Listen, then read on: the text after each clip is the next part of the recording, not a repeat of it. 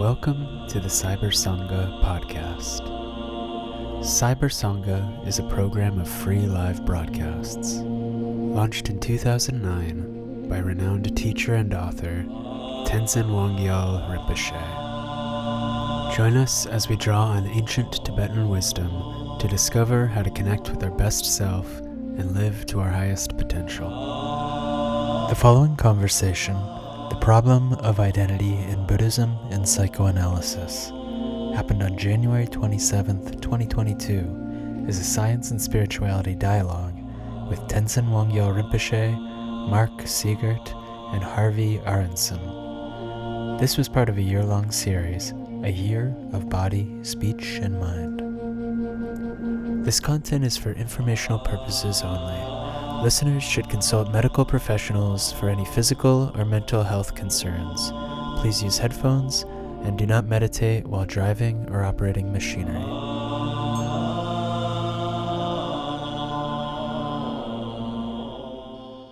Good morning, good afternoon, good evening. Welcome everybody on Facebook Live here.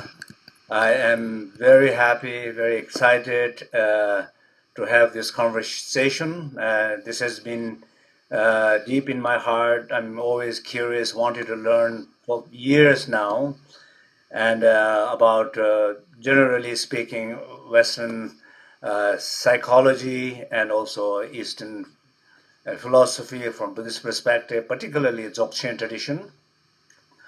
And so I'm very happy to have a very special guest, Mark Siegert and Harvey Aronson here.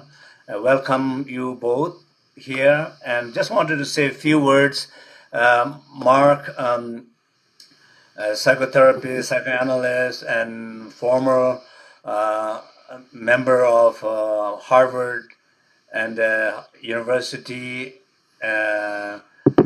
also Columbia University, guest in many TV shows in Fox and CNN, MSNBC, NPR Morning Edition.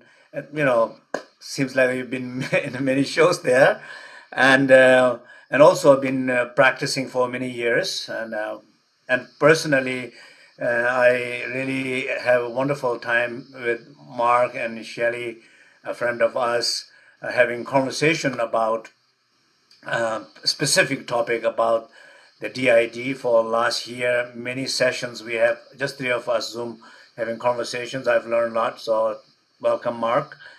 And Harvey and Ann, that they are from in Houston. Harvey and Ann, they've been actually the main reason why I am here in the United States. So Ann, who invited me in Houston, Rice University in Houston, offered Rockefeller Fellow, the university offered there, and that's how I started whole my journey. Just I wanted to always grateful and remember thankfulness for both of you. And Harvey got his PhD in Buddhist studies in Wisconsin University, and also Harvey has studied with many great masters, Tibetan teachers, and also has been teaching together they teach meditation and all around the world. So all the informations are, Mariela is going to post their more depth bio of both Mark and Harvey on our chat box. So you're welcome to read that, and also on cybersangha.net.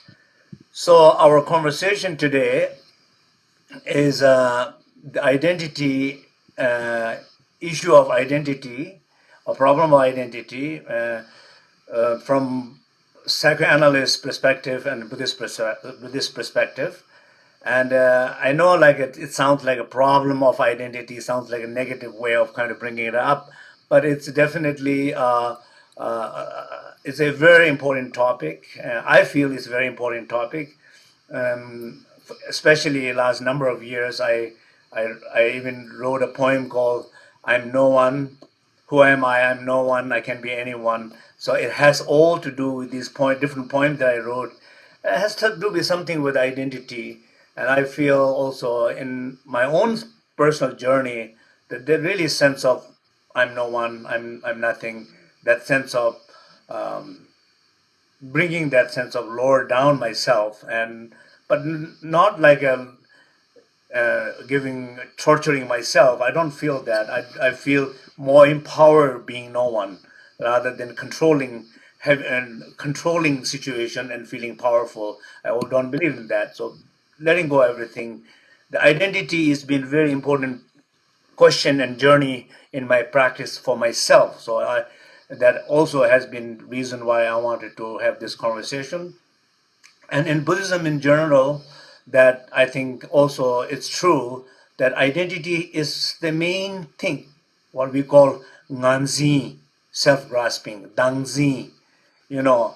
And when we talk about lack of inherent existence, we talk about not only like all phenomena is lack of inherently existed, but whole idea of talking about a whole phenomena is inherently nothing is there. Whole idea to say that, emphasize that, will be to really realize the perception of self. There's nothing here that we think something is here. So when we got to realize that there's nothing here, I'm really no one, but I can be anyone. And I think I do feel like a whole idea of, in the Western sense of, a DSM, the Bible of psychoanalysis, is in some sense, this is my kind of, I'm not judging, but some sense, all these disorders, and they're more adding up more disorders, but there is no some sense of simple notion of what is a normal being, and what is a genuine being, what is those discussion is not emphasized so much in the West, but in the East, sometimes you see this whole notion of that inherently we are Buddha, you know, inherently we are perfect, we are full, we are complete, we are worthy, we are perfect, and that is where it starts. But it seems like in psychoanalysis, that's not the starting place, and we don't know when it started, but somehow we end up with this thousands of pages of disorders. So I'm trying to a little bit giving a hard time to Harvey and Mark here. So I'm so and so I whole idea of this discussion is fantastic, fantastic, very interested. So I wanted to let Mark speak a little bit and your interest, and maybe please, if you can begin some conversation here, then Harvey, yes, welcome. Thank you. Thank you, Rinpoche. I personally got interested in identity. I can't know for sure where it started because it's always sort of been a question somewhere.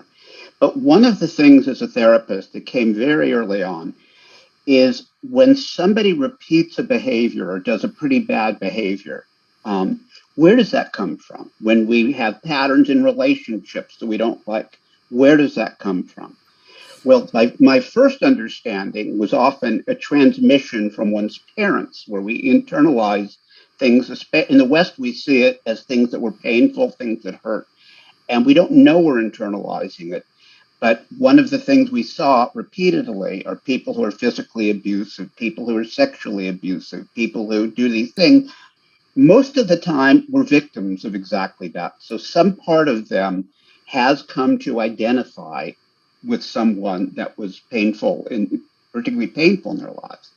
We also have issues of role models, which would be thought of more as a positive identity. We would like to be more like someone. We are motivated by someone. We are aspire to have what someone else has. So that's where my interest in identity originally started.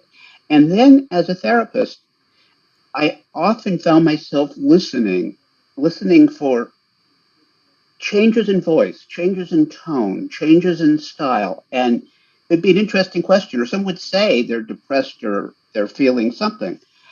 And I was very interested in what part of them is depressed. And ultimately came to the question, who is depressed?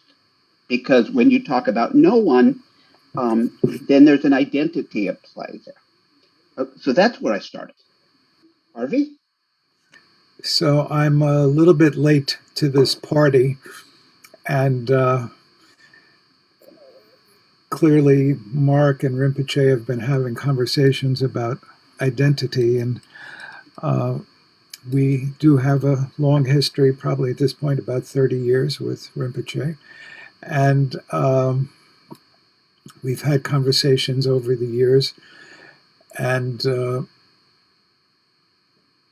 there was this invitation to come in and talk about identity. And honestly, I don't know that I frame my concerns in terms of that word, but if I start thinking about identity, and then I start thinking about Buddhism, and I start thinking about psychotherapy, I can very, very quickly frame some of my interests and concerns in terms of identity.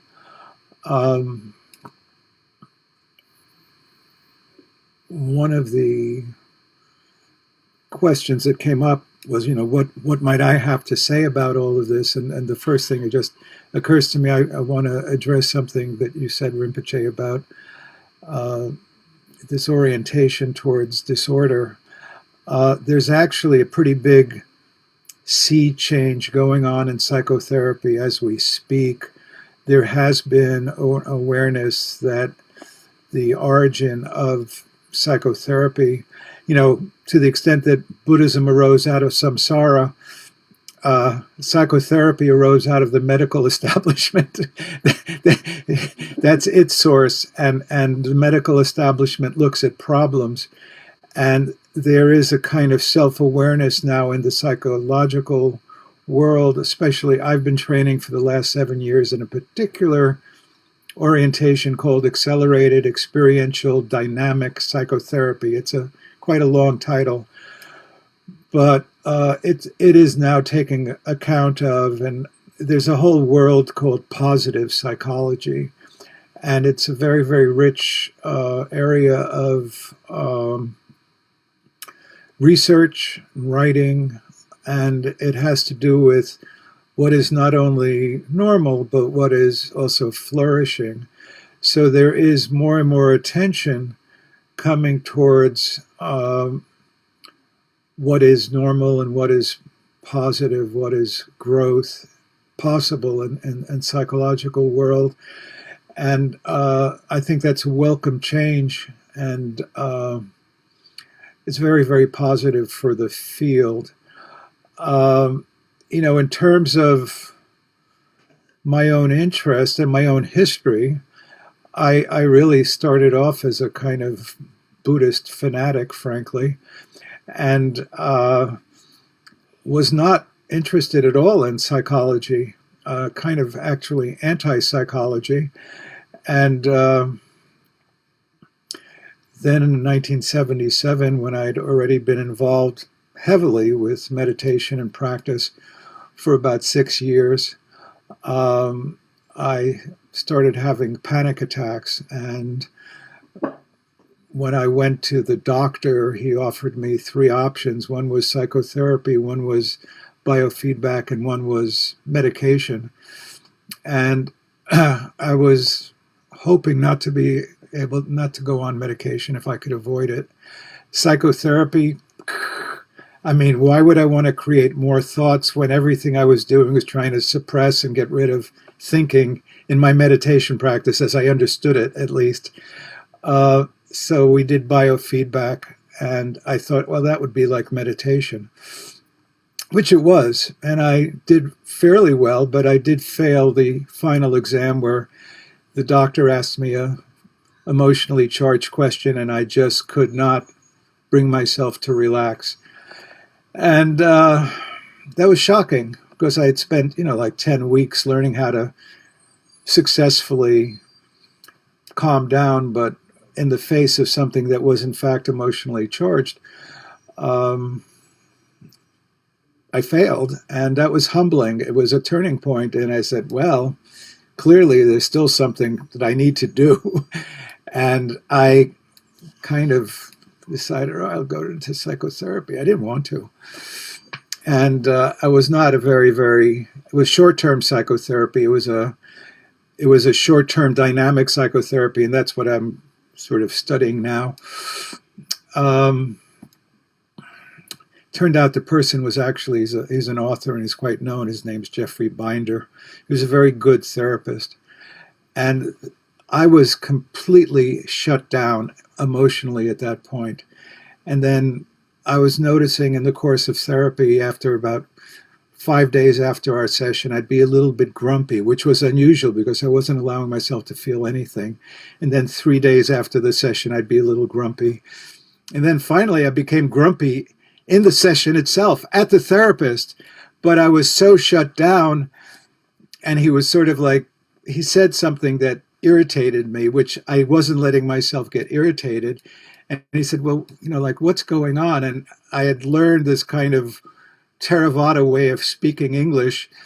And I said something like, well, anger is there. I mean, I didn't say I am angry. I said, anger is there. This like completely impersonal way of talking.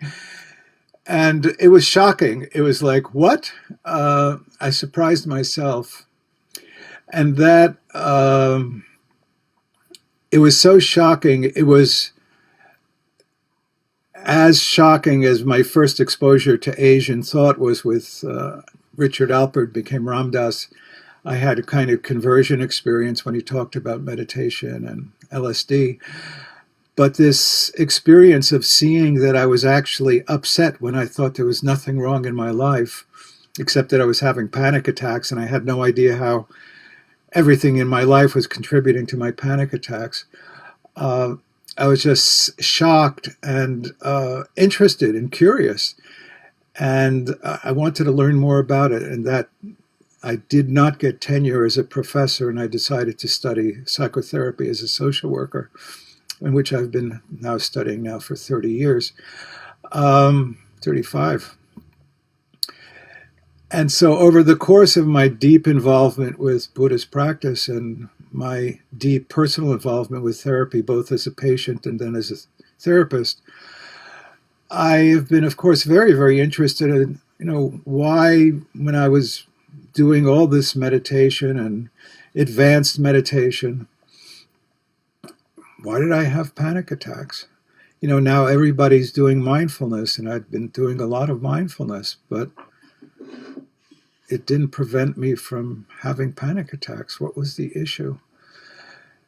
And I've been thinking and thinking and thinking, and what is the difference between Buddhism and psychotherapy? And it relates to this whole question of identity, and really it has to do with our understanding in modern Western psychotherapy of what's called defenses, which are means of not knowing our emotions, in brief, not knowing what's actually going on, which is interesting in terms of, we have a parallelism in Buddhism and in psychotherapy. There's this word avidya, marikpa, not knowing. This is the cause of samsaras, avidya, marikpa. And in psychotherapy, at least in dynamic psychotherapy, we can say, what is the cause of difficulty? It's, in some ways, the defenses are ways of not knowing our emotional experience. And we take up our defenses when we're young, and we have no choice but to sort of do things to protect ourselves. So if, mom or dad tell us, don't you ever get angry, we learn not to get angry. And we become defended against anger. And we become defended in a way that works for us. Maybe we become compulsive smilers. I actually was known as Smiley by some people when I was growing up, and it was, I think, a defense against, I wasn't supposed to be angry. And nobody ever said don't even get angry. It was in the walls. You just get these implicit messages from our parents of what's okay or not, what's not okay. And everybody's got a kind of unique set of messages about what is okay and what is not okay. And this is what, in a way, creates our identity. But most of us, or many of us in the modern West, come into adulthood with ways of coping with our emotions, namely not having them, not feeling. Each is a unique mix, and that creates our identity. And what a lot of us in the West, modern West, do is we're productive. We're intellectual, we think, we reason, we're effective, we work. These can all be ways of not feeling. And what I've seen thinking about Buddhism and thinking about modern psychotherapy is that Buddhism has amazing approaches for teaching how to both calm the mind and ultimately realize the nature of the mind, or realize our Buddha nature, to be in touch with something that's rich, powerful, fulfilling. What it doesn't address is this whole structure of not knowing our emotions. And when we don't know our emotions, we can end up being dead. We can end up with habits of, sexual acting out, drug acting out, computer addiction, work addiction, just being numb, things that afflict many of us, or we want to go left and we end up going right in our lives. And in part because we don't have access to our emotional life. And I'm not talking here about learning how to act out our emotions and hurt other people, but really, as adults, we have a capacity of knowing our emotions and being aware of them, and then seeing what information they have for us to make wise decisions. And that we both understand this in modern Western psychotherapy developmentally, and we also relationally support people in learning how to become aware of who they are. And those two pieces are, I think, the unique contribution of modern Western psychotherapy, namely, how did we get here? And what can we as therapists and friends and ourselves, even self-help, do to allow ourselves to know our emotions, which allow us to feel more alive, to feel more like a person, and actually to come into a functioning identity. And then that can actually support practice where we're doing the kind of loosening of our holding to identity. And here I would have a little bit of debate with Rinpoche about Dagdzin and Nardzin, namely holding to self and holding to I. That maybe Harvey, I'll come back with our debate later. Well, but just let me say what the debate is. Yeah. I don't think that a teacher ends up without an identity. I think a teacher ends up without holding to an identity. So that in my book, there is a quote where Buddha, after it's enlightened, says, "I am the Tathagata." It's not like I am no one, I'm sorry, against your poem. But he says, I am the Tathagata. He's owning that he is Buddha. It's not that he's clinging to it, but there is still an identity with development. It's just that there's the giving up of the holding to it. And I think that's an important thing that often gets passed over or not emphasized.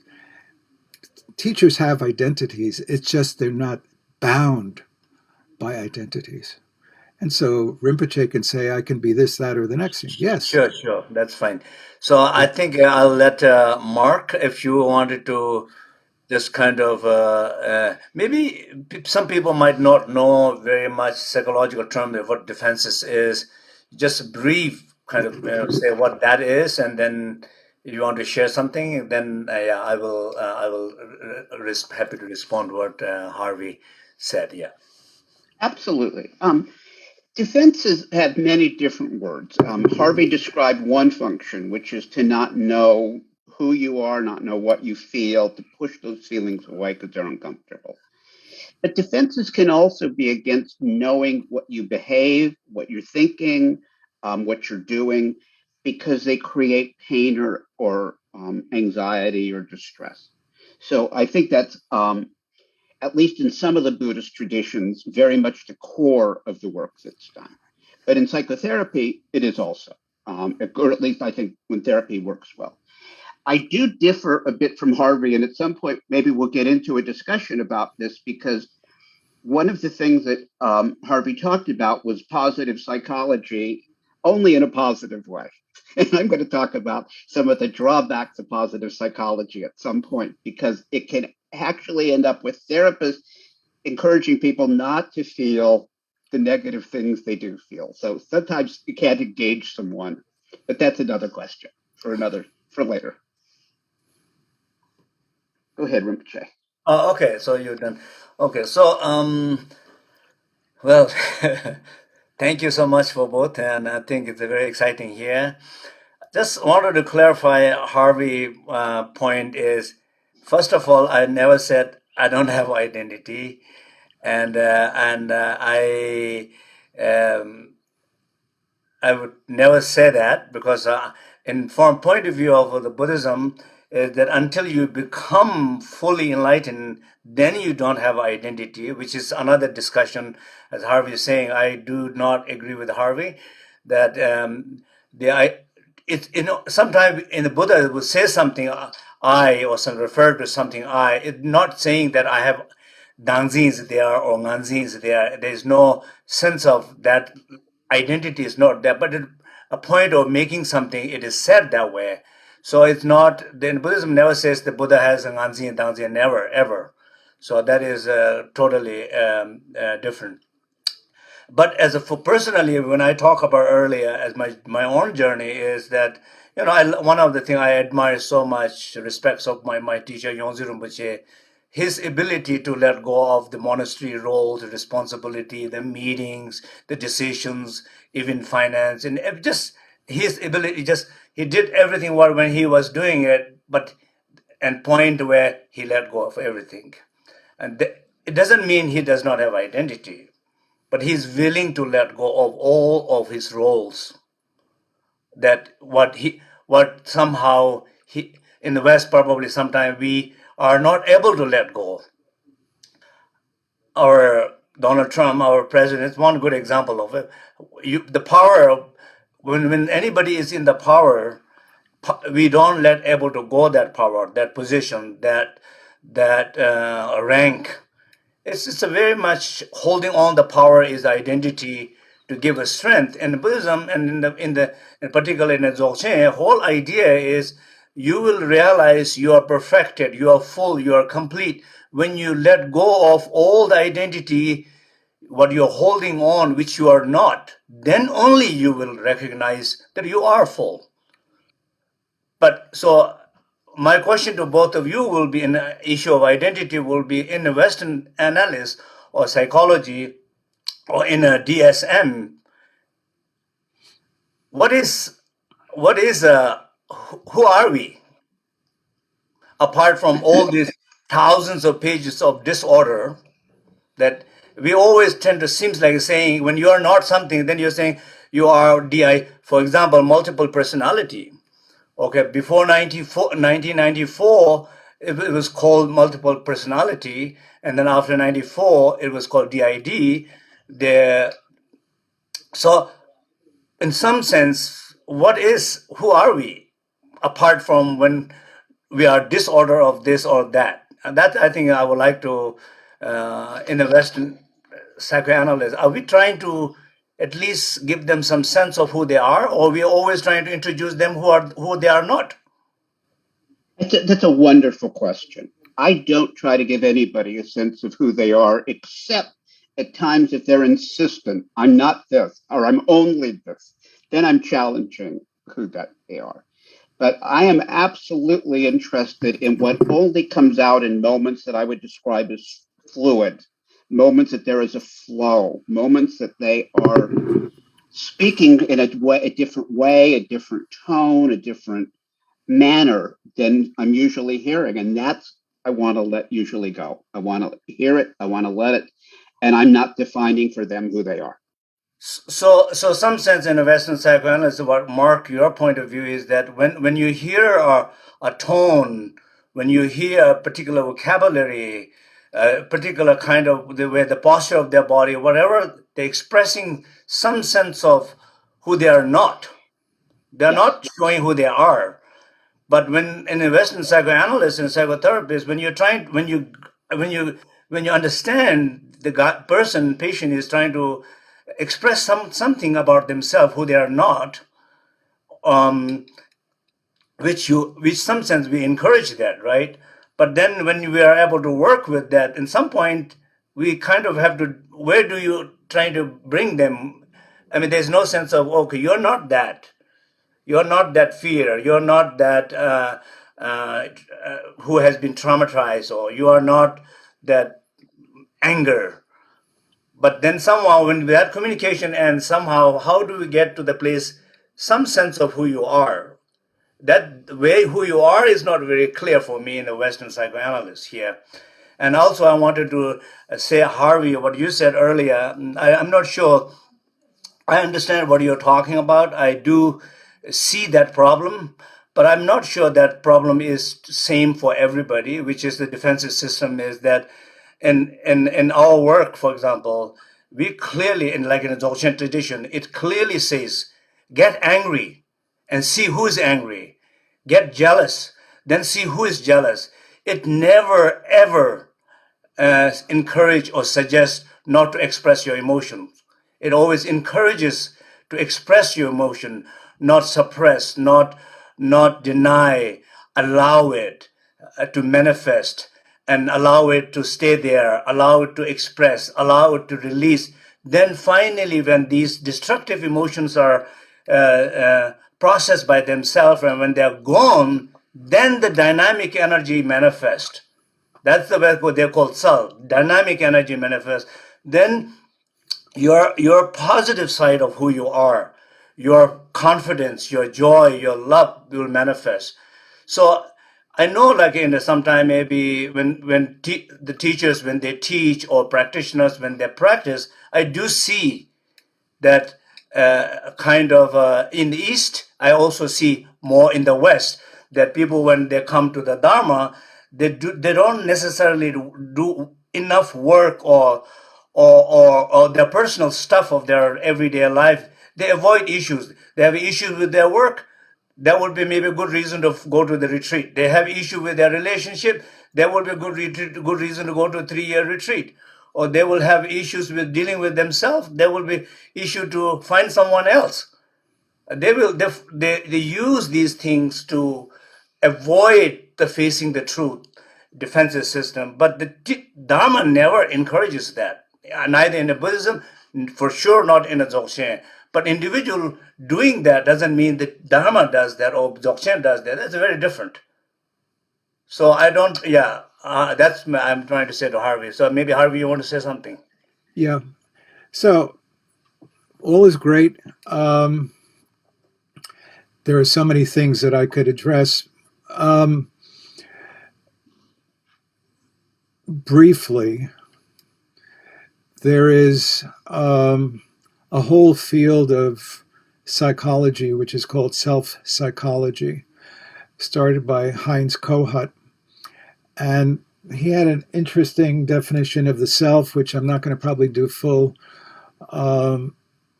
justice to, but it had to do with that one has ideals and one has actions oriented towards those ideals. And when one has functioning set of ideals and is able to embody actions leading to those ideals, that is a healthy self. And so he had a whole school of psychology around narcissism, healthy and unhealthy narcissism. In accelerated experiential dynamic psychotherapy, we talk about the core self and core emotions. And the core self is that self, that experience of self that feels true, that feels integrated, that feels at peace, it feels at home, doesn't feel conflicted. It's an experiential knowing. So it is dealt with in the psychological schools. The DSM doesn't talk about health. It's true. but you're not immersed in the field and you're not immersed in the training. So that part of the story, somebody threw the DSM at you, and that's what you've been kind of fixated on. But that's not the whole field. I do work a lot with people on helping them find out who they are. And I think it's the case that, and this was true of myself as well, is that, there's a famous psychoanalyst named Winnicott, and he wrote a brilliant article. I would recommend it to everybody to read. It's very short and it's very, very punchy. It's on true self and false self. And basically, Winnicott's point is that if we were brought up in a situation of learning how to accommodate, that becomes a false self, where we have either parental or social pressures. We try to accommodate our presentation to what social or parental expectations are, whereas the true self arises in terms of an internal impulse that is authentically orienting us to do something. Many, many people, including myself, have trouble because of their upbringing knowing what their authentic impulse is. They know what their mother would have wanted them to do. They know what their spiritual teacher would like them to do. They know what the book would like them to be. But if you say, what do you actually want to do? Can you tell me, Harvey? Can the book tell me? So it's, everything you're saying in terms of practice, become angry, look at who you are. That's great if somebody actually feels comfortable enough to become angry. But the people that I work with sometimes don't feel comfortable allowing an emotion to arise because they learned how to accommodate so much that sense of actual emotion doesn't occur. So I'm all with you in terms of, what you're describing is a beautiful practice of allowing your emotion to occur and then allow it to subside. And then there's an energy, and then there's something that can emerge that is confident. That's when all the pieces of the machinery are flowing and you actually have some energy and it can work. But if it's all like this, we've got a fair bit of work to do to help people get that energy moving. And that's what I see that psychotherapy can offer, is that you need to be able to allow, there's this wonderful phrase in Dzogchen, Macheba or Sopcha Meba, non-contrived. It's fantastic. And what you're talking about, in a way, is an uncontrived practice. You allow the anger to occur, and then you look at who's there, and then you see what the dynamism is, and you see what emerges in confidence. These are all free-flowing. There's no contrivance. Thank you. Yeah, so maybe most people are contrived. And how do we allow emotionally for a subsidence of contrivance? Wonderful. Yeah, so Mark, maybe do you want to share something? And maybe as a practitioner or both psychoanalysts, this whole idea of defenses as a practitioner point of view, or do you feel? What do you feel, Amir? Sure. Yes. Well, when we see these things, one of the keys becomes, and I think this is also true of of Buddhist practice, but there is a tremendous need for support for someone to move beyond that. You can't just tell them to. You can't. For many people, asking them to be their anger is, like Harvey said, would not get anywhere except they'd feel silly, and they wouldn't be able to feel anything. But I think that the one thing that's really important here is when I experience this, we have a term in psychoanalysis called transference. And usually the way I find what a patient's feeling is at the moment something gets aimed at me. Somebody I work with I might start a sentence with, after 2 words, be furious with me, thinking they know what I'm going to say. And it may not be at all what I was going to say.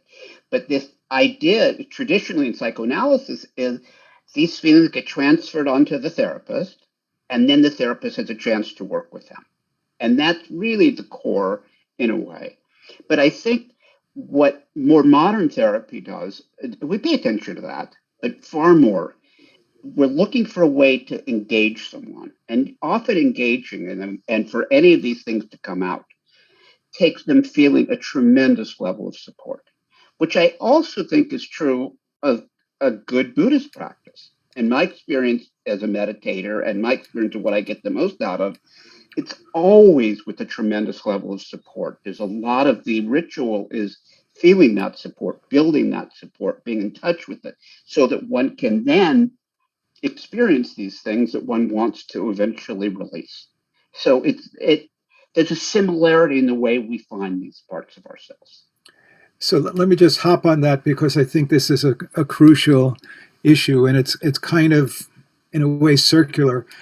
In accelerated experiential dynamic psychotherapy, we have a phrase, affective receptivity, which is a big way of saying, can we let something in? A felt sense of security is really a critical piece of practice. In traditional practice, the teachers will often talk about faith and confidence in the teacher. And this is where that felt sense of security comes. Now, for us in the modern West, with our understanding of attachment disorders, we have what are called insecure attachment styles. Many of us in the West come from a kind of a background where there was insecure attachment. And that means that our affective receptive capacity, namely our ability to let something in, positivity in, is compromised. And it's not something you can just say, turn it on or turn it off. It is developed relationally in an iterative manner. Now, for some people, Buddhist ritual may create an openness, an affective receptive capacity. But for some people, if they're closed down, the ability for ritual to let affective receptive capacity to be there. So I think we all are probably in agreement that practice is going to be nurtured and supported and fertilized by a sense of security, ease, and comfort. The $64,000 question is, how do we allow people to feel secure and safe in their practice? And that's a biggie. So question about secure and safe. When you were talking earlier, maybe Mark, maybe you can explain a little bit. So the positive psychology and Harvey talking about, I don't remember the author's name, like a core self, true self. So it sounds like in the whole Western psychology, there is this mainstream, very medical based DSM kind of understanding, all the diagnostic tools and diagnosing the disorders. But then there's also this kind of little bit more free flow of people who are, meditating, exploring so many different ways, and I still get confused idea about this core self. What is a core self, Harvey? That this guy recommending to read the article. What is the core self? Well, he was talking about true self, and it's basically, you would see it in a child who was allowed to the sort of stereotypical situation he describes as the infant moving about and a mother sitting there calmly and allowing the child to explore, to maybe cry for a few minutes, then to explore again. But what often happens is the child is exploring and the mother says, "Oh, Harvey, you're smiling at me. I'm so happy you're smiling at me." And then little Harvey realizes, forget about exploring what is interesting to me. What I need to be doing is smiling at mommy.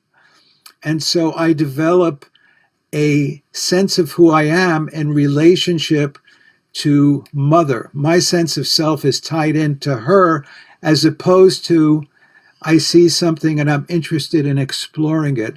So a core or true self is an ability to respond to an authentic internal impulse, that you know what you're actually feeling and you have some ability to decide whether you're going to But how pursue you can that thing. have that? How you can have that without accumulation of experience of interaction with the past, with parents or in society? How you going to have that if you were nobody was around? How you going to have that any experience? Well, if nobody was around, you become compromised. But if you had a mother who allowed you or a father to explore and supported your own exploration, your own being with yourself. So this is a very important question for Harvey, for you. So do you believe as a therapist, as a Buddhist teacher, there is no selfless, like a boundless self? It sounds like you really think that there is always a self identity grasp on something that which you begin to call core self. I never said that. Okay, so what is do you got to understand things, please, Rinpoche, understand things developmentally, Okay. Meaning some people don't know who they are, literally, psychologically, and they need to do some psychological work. They actually need to learn to probably hold on to a sense of their own experience because they don't know how to be open to it. They need to be open to their own experience. Now, if one becomes fixated on a sense of self, that's an obstacle to Buddhist practice. So idea of they need to be open to any experiences. Who is they? I mean, that's the whole question. That's where all the problem is here. Who is they? That's right. That's right. So go ahead, Harvey. It's fine to do this kind of theoretically, but it really boils down to I'm in a relationship. Do I move forward with this person or relationship, or do I not move forward with this person or relationship? The fact that a person has intentions and feelings does not necessarily mean that they're clinging to these intentions and their feelings. I don't think that the fact that a person has an orientation, a discrimination, a preference, means that they're necessarily bound by those things. I don't necessarily think that a person having a functioning personality means that they're clinging to a functioning personality. I think liberated beings have functioning personalities, but I don't think they're necessarily clinging to it. So I think it's very, very critical, as you're pointing out, to understand the difference between Buddhist practice and psychological practice, which is I'm working with people who don't know if they want to go out with Bob or they want to go out with Jane. And how do they learn to feel and discriminate that decision-making issue? You're talking about a much different process, namely, once I figured out whether I want to be with Bob or Jane, am I really clinging to the fact that I've got to be with Bob? I mean, and if Bob dies, I'm like really, really upset because Bob should still be alive. And it's a very, very important spiritual practice, but it's... What about I don't want it to be the Bob, or who was the other one? Jane. Eh? Yeah, I get a lot of people who start out... What about I don't want it to be the Bob, both of them, but if the universe gives me a gift, Bob or James, I'll embrace fully. What about that? It'd be lovely if people could accept gifts fully. And what I'm saying is that many of the people I work with are not in the position to dance the way you're describing. So what is the key? What are the reason why many people are not able to dance with what I'm saying? What causing it? There you go. Defenses. Thank you. Because they've learned growing up how to stifle or rigidify in the face of disappointment and upset. Okay. And Harvey, I appreciate what you're saying, and I hear that, but boy, I see it so differently. My experience is so different than that. good. My experience Speak. is sure. My experience is someone comes in with whatever they come in with. It can be so different. It's not necessarily they often don't feel, they do feel they know who they are. Or they don't. It does. I don't get much of those kind of existential questions. I almost never hear that. And what I do hear, though, is someone who is stuck in something. And in that way, I think that my sense of the therapist's role is helping them feel safe enough to start providing support. One of the things I'm finding myself at this point feeling is maybe the opposite of you, or maybe it's just nuance we're talking about. But the true self in Winnicott's sense is Winnicott spoke of a very fragile part of someone that got hidden for one reason or another in different papers in different places. And there was a whole group of literature of writers on that. But the point ultimately is how to help someone be safe enough to explore.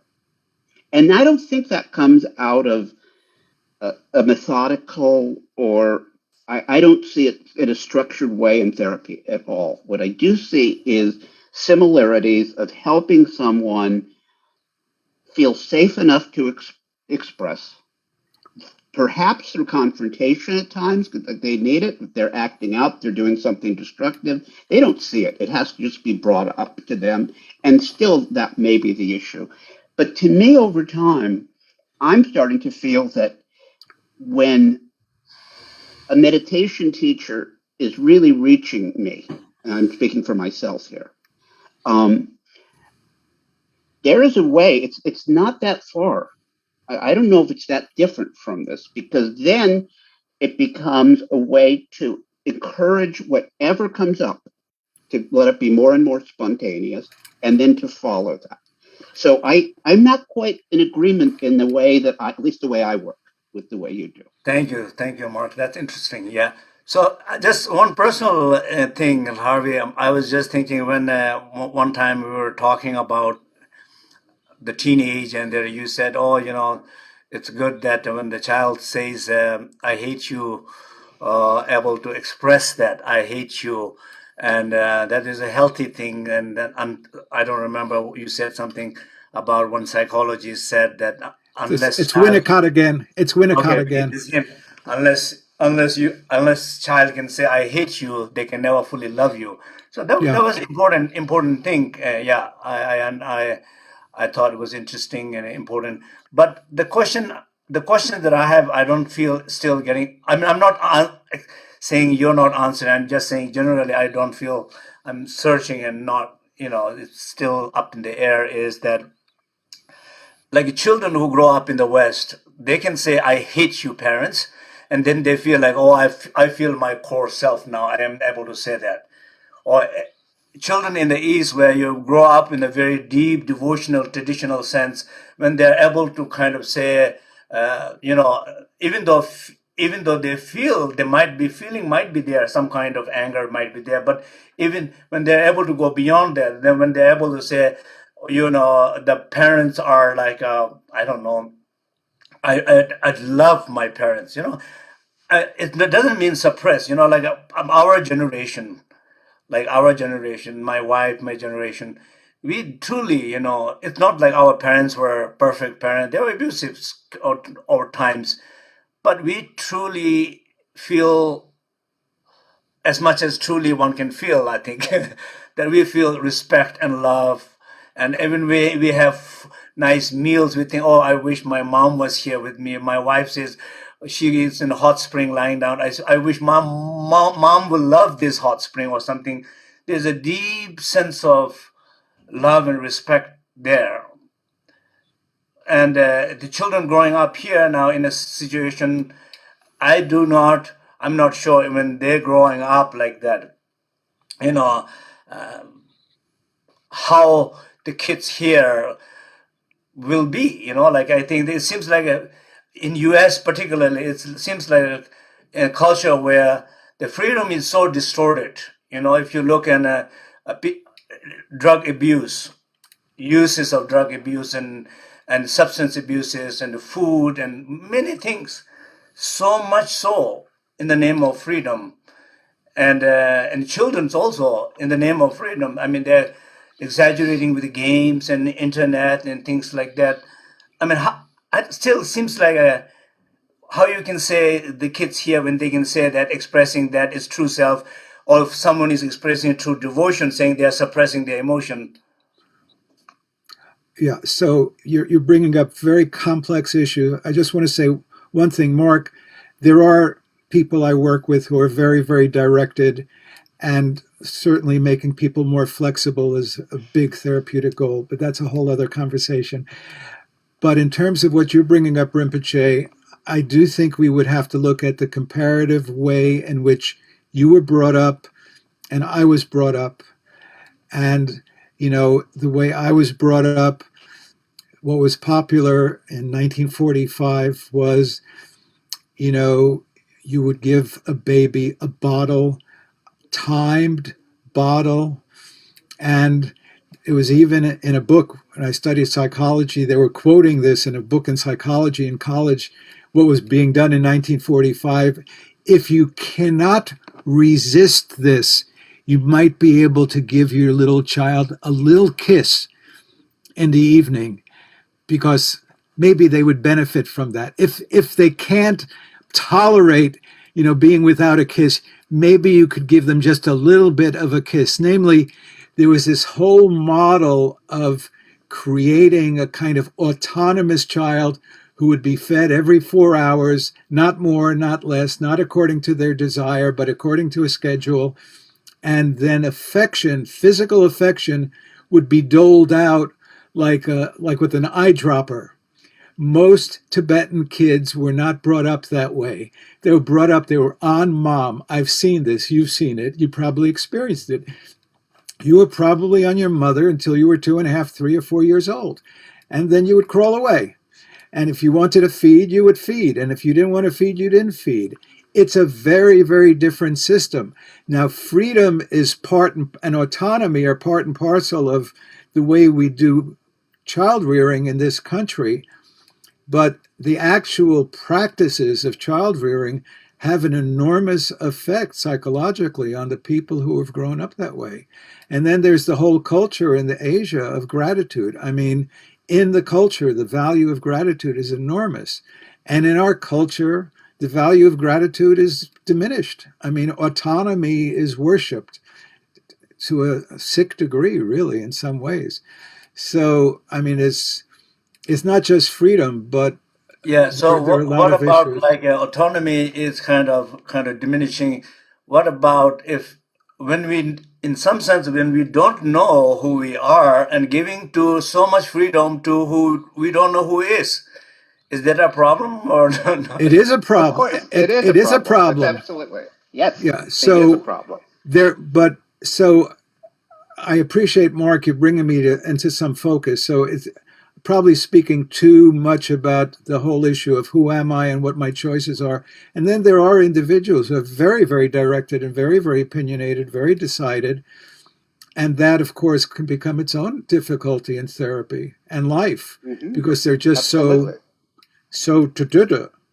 Right. So that's an issue as well. And that's a place where the obvious kind of Buddhist values of letting go and relaxing become more articulatable, but that presentation requires different assistance.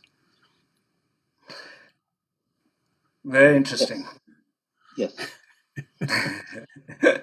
So just maybe it makes me think about as a parent, like the children. When children are growing up, there are some children need a clear rules, and some children they come with some sense of clear rules, and people do have some kind of inner discipline. It's far better not to have any pressure them with any rules and disciplines, because they really they have that. And other kids, if you don't have some kind of rules, if they let them do whatever they wanted to do, I think it looks like a little bit like a whole homeless situation in the United States. It's like sometimes there need to be some clear guidance and rules and support and giving them what they really need, rather than giving drug to the drug addict. It seems like a little bit. I don't know. Seems like a not. I mean, if you have a teenage, you give them something to smoke on the breakfast table, they might do it. If you say no, it doesn't work in this home. In this home, there is a rule for us. There are certain rules for them. So you brought up, you kind of make them understand some rules. They cannot just scream all the time. They can scream when they say absolutely what their feelings are, but they cannot just scream all the time, anytime they want to anybody at anybody. There got to be some rules. So you do have to tell them what they can and they cannot do, but at the same time, they know when they really feel something, they can express without any doubt. So there got to be some kind of balance, right? As you bring up Absolutely. children, as you work with the patients. Yes, Right. and going back to the idea of defenses, to go back, some people's defenses, some children's defenses, are to be way overly demanding, overly assertive, aggressive, and that's their identity. And they will say, things that are based on that. So identity is a problem, going back to the title of this, in many different ways. It's a title for the problem for the overly inhibited. Identity is a problem for those who feel too strongly they know what they are, and it's just distorted. We have a lot of distortions that we have to work with. And I think that's true when all of us as helpers, whether it's from a spiritual dimension as a teacher, whether it's from a psychotherapist, it is trying to help somebody have more, I'm going to call it fluid freedom. I'm going to call it, because if someone's in touch with something that can be a little softer, a little more fluid, a little more creative, that's usually not the group we're talking about as problems.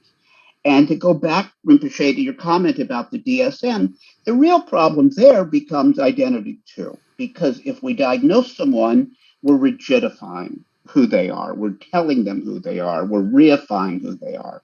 And I think all of us feel we'd like more flexibility in who people are. Yeah, and just going on to the parenting question, which is so rich, and for many years I did do a lot of family therapy. I think an ingredient that was left out of articulating in what you were speaking about, but really needs to be talked about, is what emotion is a parent feeling towards a child, and is there an emotional feeling of love present from the parent to the child? That may not get mentioned, but it really, really is most critical. What many, many parents don't do, that I've seen, is to actually articulate a positive feeling to their child. I love you. I like the way you look. Nice shirt you have on today. I did an intervention once when I was dealing with runaway teenagers at night. Basically, the boy was a teen boy who was out of control with his father. And I just walked in, I said, do you ever say anything nice to your child?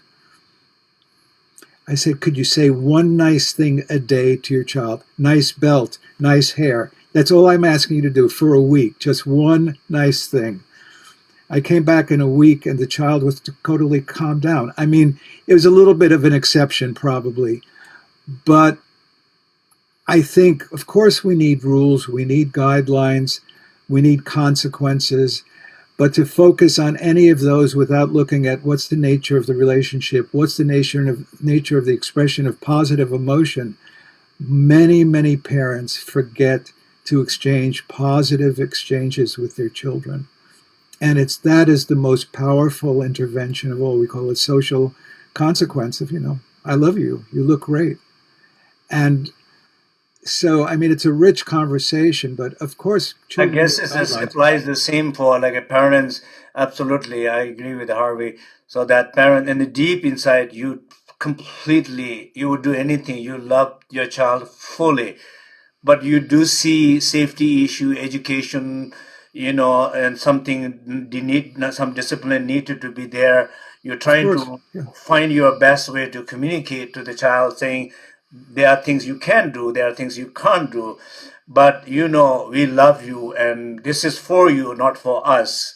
Yeah. That is very different than feeling hopeless, frustrated, angry, and then creating disciplines on the based on your anger, not based on your love toward your child. Its energy is totally different communication, right?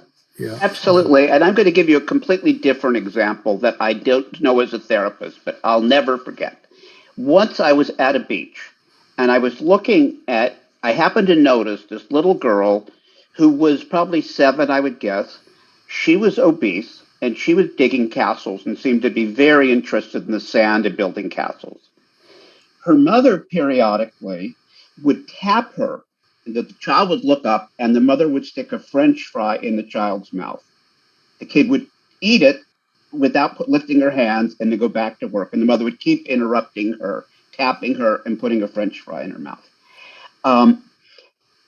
That's really stuck with me because it's another kind of problematic parenting. Nothing harsh is said, but the intrusion of the last kind of foods an obese child needs, and one that she'll be mocked for, teased, and self-criticized for, is being intruded upon her and all the times that she's free to play. So that's just a whole different thing that I've never seen as a therapist. I'd never hear about in a therapy office. But I sure saw it, and it's really stayed with me. So I think what we're talking about here at some level is it's such a broad group of people and reactions and things, and there needs to be an attunement to that. I don't think there's any difference in either tradition in the belief that it's important to really attune. That, I believe, is common. Wonderful, wonderful. I think we are kind of running out of time here. So I am very happy and very excited to feel very energized with this conversation. And I wanted to thank you both for joining here together. And I definitely hope that we can just like conversations like that, just more free flow, and also sometime theoretical, sometime more personal, sometime more professional therapy is working. But somehow maybe we will able to still not give up the idea of what is the identity issue, able to continue with this journey. And anything else, and either one you wanted to say before we close, please welcome. Yeah. Yeah, I think I appreciate everything that's been said, and I think that maybe one core issue that kind of gets to it both psychologically and in the Dharma is, maybe it can be used, the word fixation. That when we get fixated and we get stuck, this is a source of issues, both psychologically. We can be stuck in not knowing ourselves. We can be stuck in knowing ourselves. But there can be a not knowing that is a fixed identity. There can be a fixed identity of knowing ourselves. But fixation is a core issue that I think we're in agreement on. Yes. And how to work Buddhism with fixation. Buddhism is called limitations, right? Boundaries. Yeah, and clinging. Clinging, grasping and clinging, yes. Zimba. Yes.